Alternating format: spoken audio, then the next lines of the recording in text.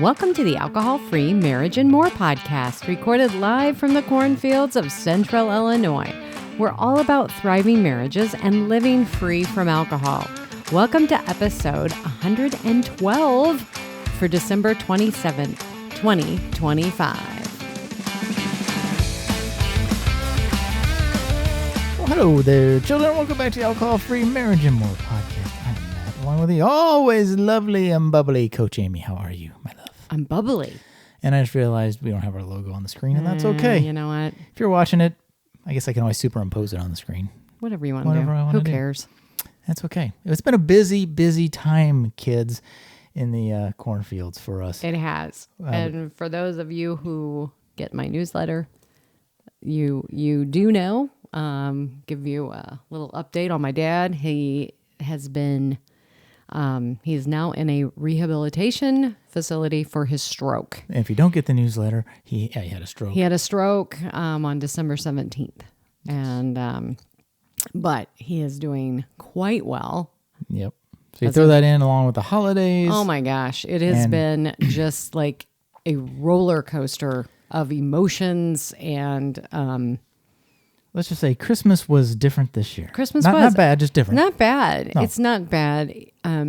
But it's, you can hold two things at the same time. You can hold joy and happiness in one hand, and then you can have sorrow and pain and so many struggle emotions, and that's what makes us beautifully complex beings. There you go. So, yes, but we had a great holiday. We hope you all did as well. We did. As we head headlong into January, the month of resolutions, the month of dry January, the month of resetting everything. Everybody. And get your word. Get your word. One Apparently, word, people. One word to describe them all. I had a word earlier today and I already forgot it. I don't know. You pick a word and it's like your theme of the year. I have been doing one word for a while. For a few years now. Yes. And I have thoroughly enjoyed it. Much better than when I try to do goals and all of these different things. The whole purpose behind it is you have one word and you focus on that in all the areas of your life. It's like your mantra for the year. Mm-hmm. Yes. Yes. It is your mantra.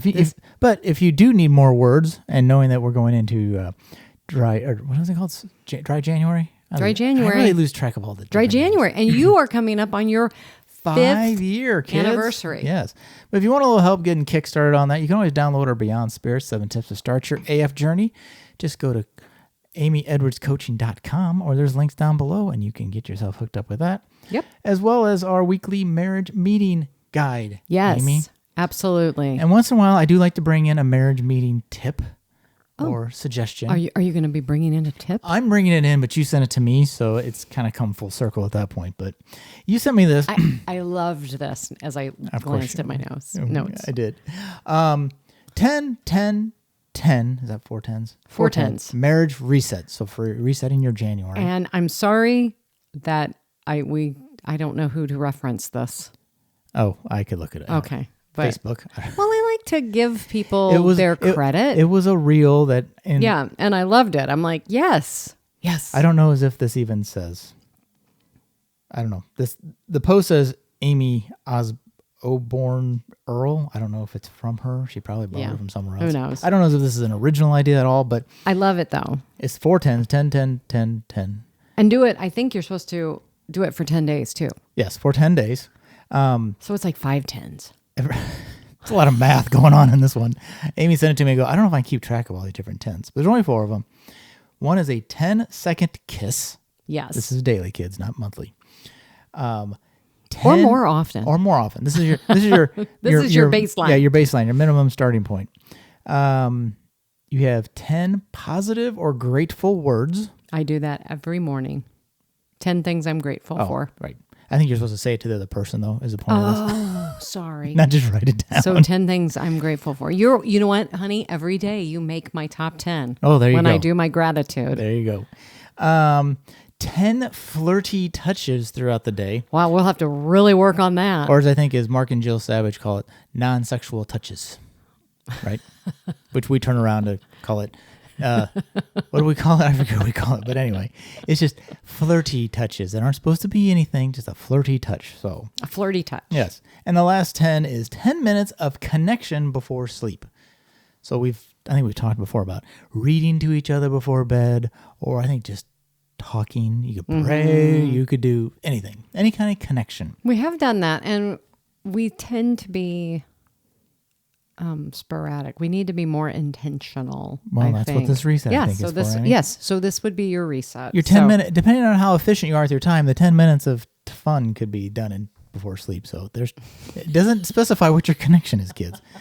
Use your own imagination. Just 10 minutes of self-induced fun or connection, excuse me. All right, Amy. I love that. I do. I really think that this, I mean, you know what? You know what I think we're going to do? What? The next 10 days, we are going to do a post on this. Okay. Well, we'll and talk we're about going that. to keep track of this. We'll talk about that We're going to later. record ourselves doing a 10-second kiss. Oh, yes, because everybody wants to see that. Or a flirty touch. Flirty Flirty touch. 10. I hope there don't have to be 10 different flirty touches, because my go-to is just smack you on the butt. Is that Thanks. a flirty touch? It's your flirty touch. It's going to be a lot of work if it has to be Let 10 me tell you different what. touches. There's a couple of couples out there who have done some pretty good reels on teasing, like the wife going up and touching her husband the way he touches her. Yeah. Yeah. There you go. It's funny. So you got to do that 10 times a day, kids. Yes. All right, we're going to get into we have a not a hot topic, but a hot take I want to talk about in a minute.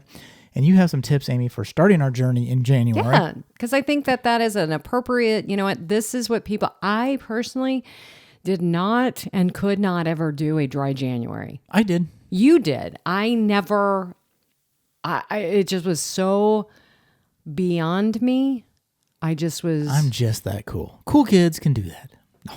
I guess. I never had in my life No, I before, remember so. literally sitting with friends at a meeting at a bar for here, just call it all out. Here we are, basically the band PTO, and we're having our board meeting at a local tap house, and I'm sitting there by two of my friends, and they're both not drinking, and here I am, just you and me and the guys. Yep. And my two friends are sitting there and they're like, "Oh yeah, it's dry January. We're just cutting back." I'm like, well, it You know, sucks to so be we're you. just, and I'm sitting there going, "Oh, I'm thinking in my head, how do you do that?" Well, we're going to talk about that So here in a second. there you go. Before that, let's get to our drinks of the week. Amy, you can go first. A new find for us here. Well, in the I Cornfields, did not find this, but you found this for me. Giesen. which we've talked about before. Yes, Giesen is not. and they are in New Zealand. They have a de-alcoholized Sauvignon Blanc. Did I say that right? Yeah, as far as I know, you did. And they have a Spritz, and it is it's kind of, It's a bubbly wine. it's a bubbly wine. So it's not the brut, because they do have a brut, which is like champagne. And I love their brut. Yes. This is But just this is a little lighter. It has 40 calories. This is I don't know how many ounces. I'm going to say 10. Maybe. I don't know. 8.45 ounces. And one serving, Yep. 40 calories. I want to just remind you, I have mine in a champagne flute. There you go. I love, and I'm telling people, some of you don't like to do this. Some of you, this triggers you. I completely respect that. But for those of you who are not triggered, I want to more keep the ritual. I am a total keeping the ritual. This is something that has helped me from my day one. Yep, 100%. And, but again, like, for New Year's Eve, for Christmas Day, I mean, Yep. I have no deprivation at all. No, we participated just like everybody else. We had several members of our family who were having like a Bloody Mary. I had a Bloody Mary with NA gin. And you had there mimosa with NA there was champagne. full force, as I call it, champagne, and Full leaded and unleaded. we're drinking the unleaded, and I love it. I don't feel deprived, and I don't have a hangover. There you go. And I don't get tired in the afternoon. You had a sugar hangover maybe, but not an alcohol hangover. Well, yeah. I am drinking a Go Brewing, a newish one from them called, and I always love their labels. And if you want a link down below, $5 off your first Go Brewing order down below. Nostalgic Ski Lodge, a winter IPA with juniper berries. Very good. Not even as juniper-y as I thought. I don't know. Did I taste this You already? did. Oh. If some people don't like the juniper, Amy, you being one of them, like you never did like gin, especially Tanqueray. That's not strongly juniper. No. Just a hint. No, that tastes good. Yeah. So Go Brewing is always good. But I love that. What's Go the Brewing Santa now. Clausen? Is that one? Oh, I love that one. House beer. It's so good. Go, Santa Claus beer is what I call it. If you have a Costco near you, Go is now in Costco. Yes. But we don't have a Costco. We don't have a Costco. No, we can get to one, but I'd rather just order. Yeah, it's their variety pack, I think. It is. Absolutely. It's their variety pack. Get in there. There you go. Get your Costco, kids. Get to Costco and support local, oddly. Well, local Illinois. It is local Illinois to us. Yep. I mean, I think they also carry cases of Athletic, too. Yeah, and I think you can get Athletic at Sam's Club sometimes, too. I think you are correct. I think I might be. I think I have seen that there. Yes, So, hit and miss, though. Anyway. All right, so this came across the old TikTok the other day, Amy. And I want to play. We're going to listen to this. I want to play this. Tune in. Yeah. Put your ear close to the mic or speaker, will you? Or don't. Of a workplace, but in my view, the worst thing that's happened to young people is the anti-alcohol movement. I've had Huberman on, who I'm a big fan of, and Attia on, and my point is that the risks to your 25-year-old liver are dwarfed by the risk of social isolation. In sum, think of all the amazing relationships you've had in your life, and be honest. Did alcohol play a role? In sum, get out, drink more, and make a series of bad decisions that might pay off. So what do you think about that, Amy? Well, I think the isolation problem, he is dead on. We do have an isolation problem, Yes. but I don't think it has anything to doing. I mean, maybe partially going out and socializing. Get off your frickin' phone. That's where we have the isolation problem. Well, people are sitting there and they've been shrunken down into a little, what is it, a 2x4 screen? Right. That's where people have gotten. Now they're like, oh, my whole life is in here, and they don't know how to interact. Right. Well, and it's fun to joke about the bad decisions and that, but people make very bad decisions that have life-altering consequences. Yes. So, and I will say, yes, you can say there are friendships that you made when you were drinking. That doesn't mean you wouldn't have made those friendships without the alcohol. And a lot of the friendships that you had from drinking, looking at our own past, fall away when you quit drinking because the only thing you had in common was drinking. Yep. So, and that is the age, and you'll back me up on this, I know, when you're building these habits that are going to stick with you. So if you're encouraging people to drink at that age. It's like, no, we want to get this socialization, but we're not realizing that we are in turn, when the younger you start drinking, the more that gets solidified into your neural pathways. Right. And that's how you start to learn how to cope with your life. That's how you start to identify who you are. And then all of a sudden, for many people, they wake up and they're now having health problems. And those health problems are showing up, which I think is really interesting with what he's saying. Because I think I don't think there's as many people who are drinking as much. But there's still plenty. But there's still plenty, and we are seeing repercussions of health disorders and diseases younger and younger. Right. I mean, like we've known several people who have died early, and they're dying from things that people didn't die from or would be diagnosed until they were in their 60s and 70s. Right. And they're gone, and they were in their 40s. Well, and how many people have we interviewed who started, well, maybe one of them too, that, I drank in college and had fun, and then it just kept on trucking. It's not like... That was me. It's not like, I'm going to do this for a few years and then just turn it off. Most people don't, right? Unless you're like one of the unicorns, like, we know that only drink here and there. Those people aren't building relationships via alcohol anyway. So if you're like... if you're then you're also giving alcohol a job. Well, like, and oh, the other job thing is to make me sociable and I can go out and have fun with friends. If you go back years, I mean, it's the same way with pot. Okay, go back to when we were kids, experimenting with alcohol and drugs, Right. drugs and drugs. Yeah. The pot wasn't the same. The alcohol content wasn't the same. Right. And that's a big difference. Now we have kids who are, they're drinking. Like, what did we look at? The coolers. I want to call them coolers, but they're not coolers. What is that? Like the White Claw type. The White things, Claw. yeah. And remember that one time how much? 12%. 12%. That's a lot. We were not drinking. No, that. unless you're drinking hard alcohol. Yeah, you're drinking. but we were drinking. We were Boone's drinking Farm, which is like Boone's low, Farm. yeah. We were drinking light beer, cheap beer. Yeah, Miller High Life. yeah. I mean, those are the things, and I'm not equating or saying that was the right thing to do, but it was different. Yes, and we also weren't doing this whole social experiment that we've been doing with this whole new generation that have been growing up with basically the phone attached to them. Well, and what he's implying is, like, the social isolation with work from home, I can see the cause and effect there. But saying like, oh, well, if it's like we're sponsored by alcohol. Like, oh, if we don't have alcohol, you won't be socially normal. That's what he's saying. How about get out?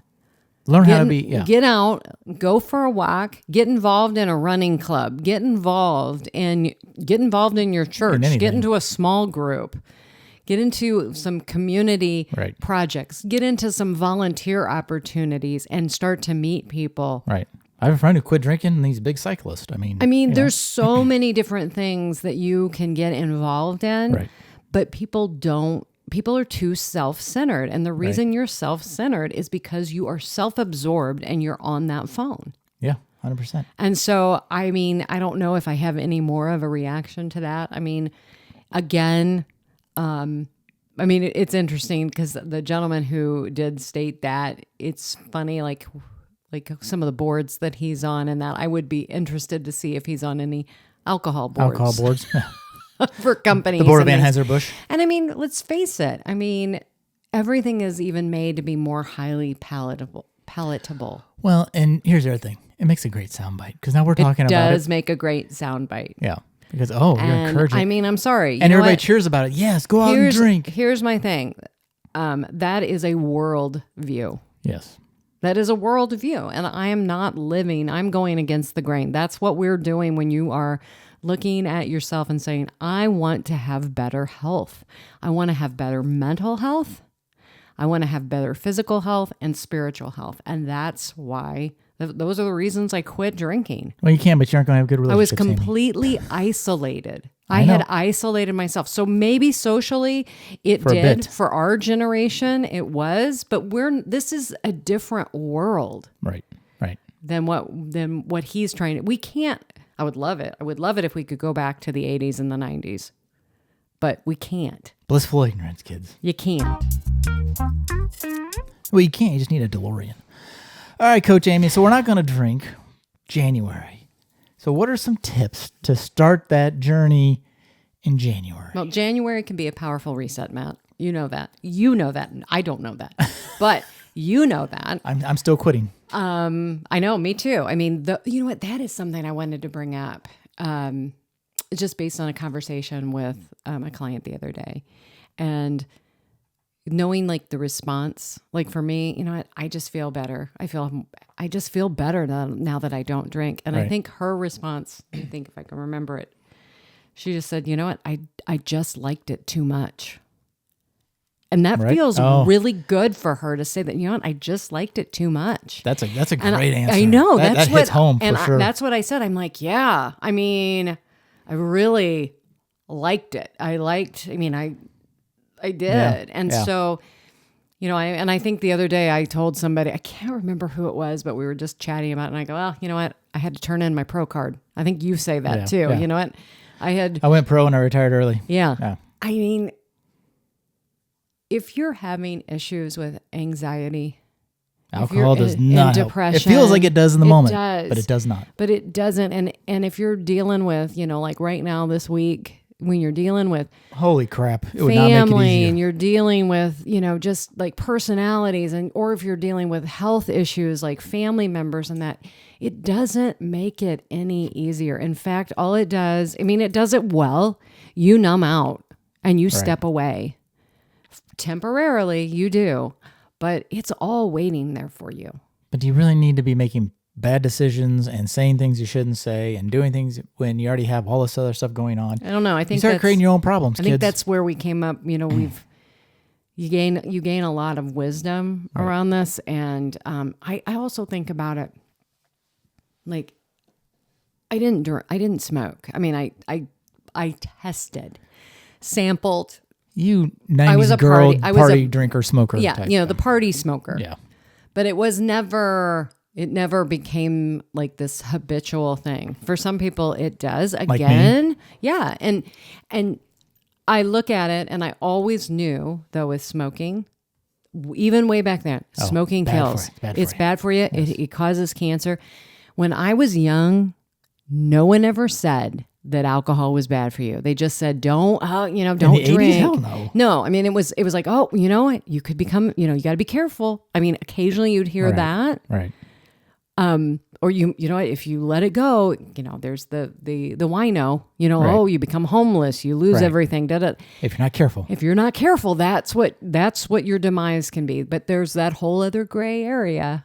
That's where it's built up that That's stereotype where for people in our generation of like, well, I'm not under a bridge, so I must be fine. I'm good. Yeah. I'm not as bad as Sally. Right. Look at her. All right, so talk me through how I'm going to start this journey, Amy. Okay. Well, first off, I want you to really, really focus in on your why. Why do you want to do this? What is alcohol no longer providing for you? I don't remember what my why was, but now it is. I don't like stomach problems. Yeah. Well, that was part of your why that you discovered. Yes. So, go beyond I should. I should do this. Don't, just write down what you're hoping to gain. Right. Do you want better sleep? Do you want, maybe you have a relationship that is really under duress because of your drinking. Maybe you're longing for a deeper connection with God. Maybe more present for your family. And so writing down your why. And I would even say writing down the pros around alcohol and the cons. Oh, yeah. Yeah. Writing down those things and really seeing, looking at alcohol for what it is, it's a drug. So just look at it that it's a drug. And going back, it's always fun to look at, once you've quit for a while, to look back at the Maybe things you we wrote could down. pull your stuff up from the next time. But I like your second one, Amy, because start with today, not forever. That was a Yeah. big thing for me. It's like, what? Because you kind of feel like you're giving up your friend when you're quitting alcohol and all that. And it's like, well, I don't want to do it forever. Okay, well, I'll do it for, let's do this and just see. And you start realizing, I feel good. And then 30 days turns into 31. Let's do 32. Let's do 33. And here I am 5 years later. And you look at it as an experiment. Yeah. Like the alcohol experiment that you and I both did. You look at that. Well, if you drank twice in 30 days, for me personally, that's 28 less days I didn't drink. Exactly. And even if you're looking at this as, being sober curious, like I'm just going to take a break and see. Right. Because you might get into it and go, ooh, I'm really struggling. And if you're really struggling, that could be where you're sitting there going, ooh, maybe there's more to this. Right. And I think for many people, that is what they discover. So, that's just... Yep. That's some things to chew on there. No, number 3 is good. The cravings, Amy. Okay. In the beginning, I talking about my notes. I looked recently back at my journal, and it was a reminder of some of the, because time fades all memory like that, and it's like, oh yeah, I kind of forgot that tightness and really having to look at activities and things to help with my cravings. Yeah. What we're looking at is, I want you to look at that craving. A lot of people are like, oh, the cravings, just expect them. You're going to have cravings. And the reason you're having the cravings is because you have a dysregulated nervous system for most of us, because alcohol in the moment will regulate you. It will calm you down. It will give you that dopamine release that you want. It will also... You built a lot of habits around it. It also helps, with your GABA. A lot of people who, they're low in GABA, and especially if you're saying, oh, I need it to relax. Right. I need this right now. Oh, I just want to tune things out. You're probably lacking GABA. True. So, yeah. Yeah. But, just remember to, look at eating regular meals, making sure protein and produce, always have your protein. Hydration, drink water, drink lots of water, hydrate yourself. Pause. That I think is the big thing. There is power in the pause and just to go, all right, well, even if it is like you're having this craving, okay, well, I'm going to set a timer and wait. Right. Set a timer and go, all right, well, I'm going to just see what happens in the next 30 minutes.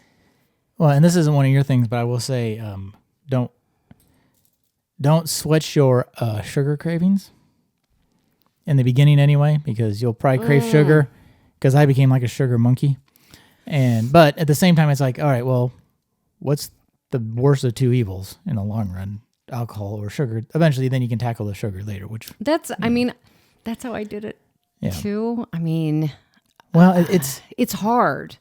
It is really hard, but... If it's taking a little more sugar in and not drink, like, oh, well, I'm going to have a little, handful of licorice instead of having a beer. Well, that's in the grand scheme. And if you are craving something like that, this is one of the things that I have done. Have a bowl of fruit and whipped cream.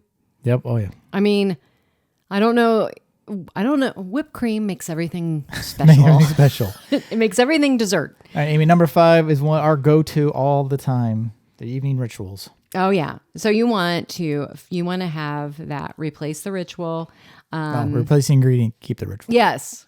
Keep the what? Keep the ritual, replace the ingredient. Replace the, yes. Or create a new one. And people, you know what? A lot of times but when I say replace the ritual or keep the ritual, replace the ingredients does not have to be just an NA drink. No. It can be whatever. It can be literally I am going to do something different when I come home, but it is going to be something so maybe you pour yourself sparkling water and lime, and then you go for a walk. Or your new ritual is just doing something completely different. Yeah, like I don't come home and just sit down and drink a drink. You do some stretching. You go for a walk. Now I will say or you do some breath work. I mean, I think that ties into, with our nervous system, making that transition when especially for those of you who are working, even if it is in the house or outside the house, stopping and transitioning, like you're in the car. Right. Doing box breathing, for a couple of minutes. You love your breathing. Before you go in. So I am all about the breath. I know. Breathe. Protect your sleep. And I'm going to tell you, if you are a middle-aged or approaching middle-aged woman, protecting your sleep, and alcohol screws up your sleep no matter what. Right. But you also want to, limit your screen time, do the 3-2-1, before dinner, before in the evening, 3 hours cut off the food, 2 hours cut off, was it the screen? I forget now. No, cut off work. 2 hours before bed, cut off work, and then an hour cut off screens. It is so... That helps outside of even alcohol. It does. And just knowing that, because I have to really work on the sleep. And the sleep for me didn't come really well at the beginning either. But just know that it does get better. And that I was always somebody who was like, okay, well, I didn't sleep tonight or the next night. Maybe tonight. Night 3, I usually would go to sleep. And if it's really, really bad... Call your doctor around all of the, if you're scared you're going to possibly have, well, that's a good point just for quitting period. Like if you're drinking a lot. Withdrawal problems, you need to talk to your doctor. There are things that they can do to help you. Obviously we're not docs and we were not physically addicted and most people are not. But again, your mileage may vary. Everybody's brain and body is different. So, all right, then I need to change my environment, which also involves moving or removing that alcohol. And, Yes. I mean, we just removed it, but No, not for me. not for you. No, you're right. For me, we did. The alcohol is still in the house for me. That's true. But you were even though you were still drinking, you were incredibly supportive of me taking a break. Right. So if you have a spouse or somebody else that you know who is wanting to take this journey, just support them. Yes. Please don't go to them if they're telling you that they're wanting to take a break. Do not sit there and tell them, "Oh, your drinking's not that bad." You just have one. Don't know. Right. You don't know what that person is going through. And it's not about you. If you want to keep drinking, fine. Please support the other person. Right. Right. Everybody's journey is special. It is. Oh, what do you want to talk about now? Talk back to the just one voice. Yes, this is me. Yeah, you know me. been there. Talk back to yourself. Yeah. So when you start to have, it's called fading effect bias. So as you're on this journey and You're you've down the road a gotten little a few while. days, Yeah. it happens. It happens a lot on day 3 to people like, oh, well, like I'm doing okay. I guess it won't be that bad. Maybe I didn't have a problem. Just talk back to yourself and go, you know what? I made this commitment. I'm going to do this. Yeah. And I can come back later. I'm never saying that this is the end. You don't have to do that. But right now you're in an experiment. Right. And you can say no. And I have to do that still. And I'm not saying I do it all the time, but every once in a while you'll have a thought that comes up. And all of a sudden you're like, where did that come from? It's like, because your body's remembering. Your thoughts and your feelings will lie to you. Yeah. You do not have to listen to a thought that comes in your brain. Oh, wouldn't it be nice if we went and sat in that bar and had a drink? And then you have a second, then you have all these other And problems. then the next thing you know, and as many people know, right. and I have coached people around this, that leads that almost always, and I would say 99% of the time, people go right back. And they're like, I'm back where I was. I can't believe it. Nope. And here's another big good one. Don't do it alone. Like find a buddy, find a coach. I mean, really what helped me finally quit, I think one of the bigger things is I tried to quit a lot quietly. Like, oh, I'll just quit on my own. Like I don't need to, I'm not going to say anything to Amy or to anybody. I'm just going to do, well, the only accountability person is me. It's like, nobody's going to know if I just start drinking again. So even though I know you weren't going to be like shaming me or mean to me or what, like at least having somebody to be like, all right, I've said it out loud now. Mm-hmm. And this person knows that I'm trying to do this and they can help me and they can listen to me. And, it's kind of build a buddy. The other thing that comes up is the reason we don't tell other people about this is we have the fear of being shamed by them. Like, oh my gosh, and shame on ourselves as well. Oh my gosh, my drinking must be really bad if I can't do this by myself. Or them thinking that, oh, you must be a really bad drinker if you've got to quit drinking, right? Mm-hmm. Not that it's just bad for you. It's just you shouldn't. Oh, it's horrible. Yeah. Exactly. So... which goes into practicing that self-compassion. Yes, self-compassion, something that I would have to say people pleasers and so many people who find themselves in this scenario of why can't I quit drinking is because we don't have self-compassion for ourselves. Right. And we have been constantly thinking, oh, I can do everything. Because most people, high-achieving people, you're doing great in your job. You're doing great in your family. You're doing all these things. You're powering through. Why can't I just do this one thing? What's wrong with me? Right. And so having self-compassion for yourself that, you know what? This right now alcohol has been the tool that has been helping me. And it is the easy button. Right.